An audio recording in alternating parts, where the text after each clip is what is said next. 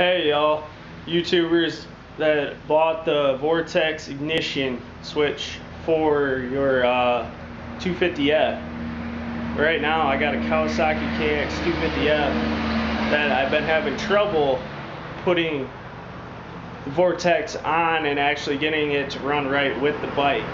They had it set on 555 for your switches. Well, I figured out that you can use like your stock programmer like map 1 to work with that, but it barely works. It's like it floods it out. So I turn and put it on 233, and that's basically the cleanest one that I can get, and I used map number 7. And for all you people out there that are wanting to get that map set perfect, that would be the perfect setting, is 233.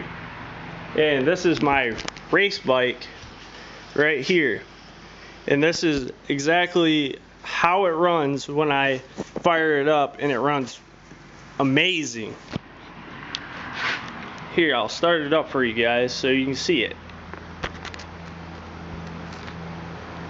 Sounds good.